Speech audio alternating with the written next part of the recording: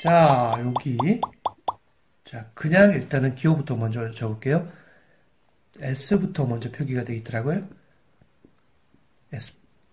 SL, SP, SL. 자, 이거를 다른 말로 PSPL이라고도 합니다. PSPL. PSPL로 적는 게 맞을 것 같아요. 잠깐만요. 다시 한 번 더. 자, 다시 한번 적을게요. PSPL. PSPL. 자, 이게 뭐냐고요? 자, 풀어드릴게요. 중요하기 때문에. 자, 여기 P는요, 포스트입니다. 포스트리오로 적어야 되겠죠? 포스트리오 S, 슈페리오입니다.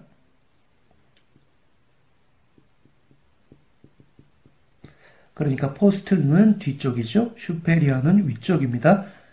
이 P는 페리에탈이에요. 페리에탈. L은 로브, 그러니까 옆을 뜻하는 거죠. PSPL. 자, 그러면 이게 어디겠습니까? 한번 볼까요? 이 두 정렬이죠? 페리에탈 뭐 두 정렬이니까. 그러니까 후, 뒤쪽이죠? 후, 위쪽이죠? 상, 두정, 옆을 뜻하는 거예요. 후, 상, 두정, 옆. 아시겠죠? 자, 그러니까 상후, 두정, 옆 빼서 정확하게 몰입이 일어납니다.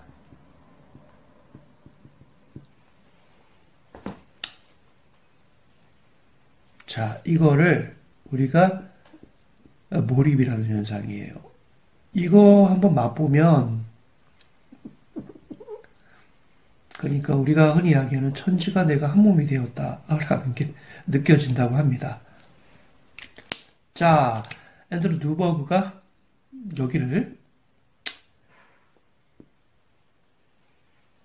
초월의식의 주된 메카로 뽑았어요.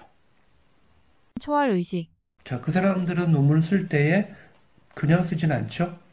전부 다 연구 결과를 증명하죠. 그 증명된 부분이 바로 PSPL 이 부분인데요. 신비의 영역입니다. 이게 브로드만 남바 39번, 40번 앵글로자이러스, 수프라마지나자이러스가 중첩되는 부분하고 맞물립니다. 자, 우리 몸의 좌표가 여기 다 있거든요. 인덱스, 그러니까 바디 인덱스 자체가요. 좌표입니다. 몸의 좌표. 바디 인덱스가 여기에 다 있습니다. PSPL 꼭 알아두시길 바라겠습니다. 자, 여기 PSPL에서 몰입의 첫 단계가 시작되는데요. 자, 여기까지를 우리는 스텝 2 베타의 끝 지점, 그리고 스텝 3의 시작 지점, 스타트 지점이라고 얘기를 합니다. 이때는 우리가 어떻게 표기를 하는가 하면요. 여기는 바로 알파벳을 써요. A, 스텝 3A라고 표현합니다. 됐죠? 자, 그렇다면 우리 스텝 어디인지는 알았어요. 우리가 이제 몰입에 들어가기 위한 3단계 과정이 바로 PSPL에서 시작되고, 여기에서 어떠한 흐름으로 우리 기억과 감정을 건드려 놓고, 여기에서 또 시상 하부를 어떻게 건드려 놓고, 그리고 또 우리 교감, 부교감을 어떻게 건드려 놔서 우리가 그토록 위대한 창의적인 결과를 내는지, 이제부터 결과론적인 얘기죠. 자, 거기에 대해서 설명을 다시 드리도록 하겠습니다. 몰입 원본 영상을 보시겠습니다. 그게 이제 재능은 어떻게 단련되는가에도 나오고, 이분이 이제 더 최근에 쓴 책에 그 얘기가 나오는데, 네. 그냥 연습을 하면 안 된다. 네. 딜리버리 프랙티스를 해야 된다. 딜리버리. 네, 신중하게 계획된 연습을 해야 된다. 네. 그러니까 예를 들면 바이올린을 하는 사람이 레슨을 안 받고 독학을 해. 예를 들어서. 네. 그러면 2만 시간, 3만 시간을 해도 소용없대요. 레슨을 받는 5천 시간 하는 사람보다 못하대. 네. 그러니까 그게 무슨 얘기냐면, 그러면 레슨이 어떤 역할을 해주냐면 얘가 잘못할 수가 있잖아. 네네. 잘못. 네. 그걸 교정을 해주는 거죠. 그걸 교정해주는 사람이 있어야 돼. 네. 잘못하는 거. 피드백을 해줘야 된다는 거. 네. 그리고 내가 하면은 내가 연주하고 싶은 것만 자꾸 할 거 아니야. 네. 도전을 안 시킬 거. 내가 네. 도전을 잘 안 안 하잖아. 하게 하지만 레슨하는 사람은 네가 여기까지 했으면 그 다음 거에 도전하게 하고 그 다음 거에 도전하게 계속 능력의 한계에 도전하게 만들잖아요. 네. 그걸 끊임없이 반복을 하면서 성장을 한다는 거지. 네. 그냥 자기가 하고 싶은 대로 계속하면 아무 발전이 없다. 아. 그게 이제 deliberate practice인 거예요. 아까 말씀하신 그 몰입의 첫째 문제를 내가 설정하는 것과 굉장히 유사하네요. 네. 한 점을 설정해서 또 능력의 장벽을 태우고 한계를 넘고 딱 그 느낌을 저는 방금 딱 받았습니다. 계속 도전을 하고 이렇게 성장을 하는 거지. 네. 그런 deliberate practice가 안 되면 성장할 수가 없다. 이제 네. 그게 이제 그 연구를 이제 한 거예요. 그러니까 인문학적인 연구에 의한 거고, 네. 이제 이공학적인 연구, 그러니까 뇌가 네. 저는 제가 이제 몰입을 이해하려고 이제 뇌과학을 공부하게 됐어요. 네. 여러 가지. 근데 뇌과학을 보고 제가 느낀 거는 뭐냐면, 인문학에서 가장 중요한 이제 문제가 인문학에 세 가지 질문이 있어요. 그러니까 네. 나는 누구인가? 나는 누구인가? 어떻게 살 것인가? 네. 어떻게 죽을 것인가? 이 세 가지가 인문학에서 가장 중요한 문제인데, 네. 그 중에서 단연 가장 중요한 거가 나는 누구인가예요. 네. 그래서 나는 누구인가에 대해서 몇천 년 동안 철학자들이 이제 글을 썼죠. 나는 누구인가에 대해서. 근데 이 뇌과학에서 이제까지 인문학자들이 이제까지 접근했던 모든 그 접근 방법은 뭔가 경험적인 접근이에요. 그러니까 네. 그 현상학적인 접근이라고 네. 하는데, 뇌과학에서 완전히 다른 접근으로 나는 누구인가를 밝혔다고 생각을 해요. 아, 뇌과학에서요? 예, 뇌과학에서. 그 뇌과학을 보면 정말 나는 누구인가를 이해하게 돼요. 그러니까 나의 행복이 어떻게 만들어지고 모든 거가 지금 다 설명이 되고 있거든요. 네. 그래서 그게 굉장히 이제 저는 중요하다고 생각해요. 왜냐면 나는 누구인가를 아는 거가 삶에서 저는 가장 중요한 거라고, 우선순위가 가장 높은 거라고 생각을 해요. 네. 나를 알아야 남을 이해할 수도 있고, 네. 그런 거 아니겠어요? 네. 그리고 내가 뭘 할 수 있다는 것도 알고, 이제, 나를 이해하는 게 중요한데, 계획을 잘못하고 자꾸 실패하는 사람들이 나를 이해를 못해서 그런 거라고 저는 생각을 해요. 네. 나를 아는 게 중요한데, 네.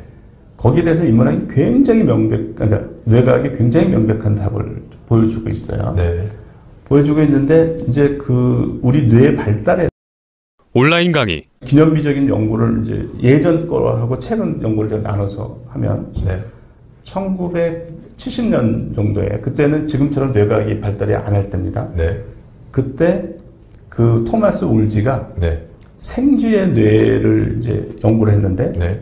생쥐의 이 위스커 있잖아요, 수염. 네네. 위스커가 되게 중요해요, 걔들은. 네, 이 그렇다고 위스커로 그러더라고요. 이제 깜깜한 지구멍을 가면서도 안 부딪히고 네. 이제 가는 거예요. 네.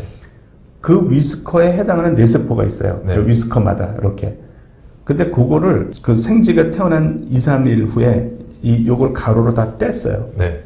요거를 그냥. 네. 그랬더니, 그리고 이거에 해당하는 뇌세포가 어떻게 변하는 걸 봤더니 네. 다 사멸을 해버려. 아, 네. 여기에 해당하는 뇌세포가. 네, 네. 그러니까 이게 뭘 의미하냐면 그 신호가 안 가는 거죠. 네, 그러니까 이 뇌세포들은 사실 일을 안 하는 거죠. 네, 네. 무의도식하는 거죠. 네, 네. 그러면 그게 불리하잖아요, 생존에. 네. 걔가 살아있으면 영양은 계속 소모하는데 네. 일은 안 하니까. 일은 그게 사멸이 돼버리는 거예요. 네. 그게 이제 생존이 유리한 거죠. 네. 그 뇌세포가 없어져 버려. 아. 그런데 이제 시간이 더 지나면 요게 없어지면 어떤 일이 벌어지냐면 옆에 그 위스커를 많이 쓰게 되죠. 네네.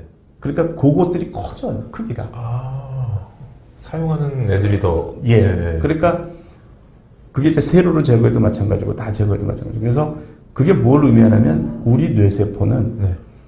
사용하면 발달하고 아. 사용을 안 하면 폐화가 된다. 아. 라는 걸 보여주는 네. 이제 결과죠. 예전에 이제 그게 1970년의 결과예요. 네. 그 이후에 뇌과학이 엄청나게 발전을 했어요. 네. 뇌는 오랫동안 블랙박스로 남아 있었어요. 네. 그 이유가 뭐냐면 뇌를 연구하려면 살아있는 상태에서의 뇌를 관찰을 해야 돼요. 네. 죽으면 소용이 없어요. 네. 아무 네. 연구를 할 수가 없어. 썼겠죠. 살아있는 상태의 뇌 변화를 봐야 돼. 네. 그러니까 그 살아있는 상태에 에서의 뇌 영상 기술이 개발이 되지 않을 때까지는 뇌는 완전히 블랙박스였어요. 네네. 근데 그 기술, 우리가 MRI라고 하는 거, 네.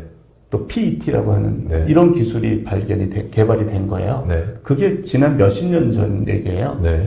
그게 이제 MRI하고 PET 이런 게 개발이 되면서 살아있는 사람의 뇌를 이제 연구할 수가 있고, 그러면서 이 사람이 뭘 경험할 때, 뭘 생각할 때, 그 뇌의 변화가 어떤지, 이런 것들을 다 이제 모니터링을 해요. 네. 뭐 어떤 그림을 보여주고, 뭐, 그럼 뇌가 어디 부위가 활성화가 되고, 네. 뭐 축구 경기를 할 때 뇌 뭐 축두엽이 활성화가 되고, 그래서 도파민이 나오고, 뭐 이런 것들이 이제 막 밝혀진 거란 말이죠. 그래서 이제 알았더니 예전에는 뇌세포라는 건 뉴런만 알았는데, 네. 이제 더 기본적인 거가 있었던 거예요. 그러니까 네. 이 뉴런과 뉴런 사이를 연결하는 이게 축삭하고 뭐 엑슨 터미널하고 덴드라이트 이런 게 있는데 그거를 연결할 부위가 시냅스라고 네. 있어요. 네. 그 20나노미터 간격인데 두 뉴런 간의 시냅스의 연결이 수천 개가 있어요. 네.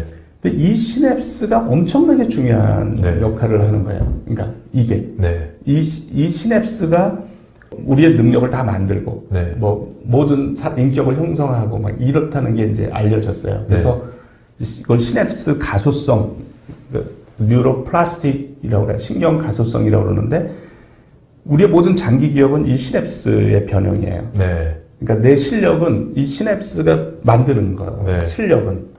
근데 이 시냅스가 어떻게 돼 있냐면, 태어날 때 시냅스가 제일 많아. 네.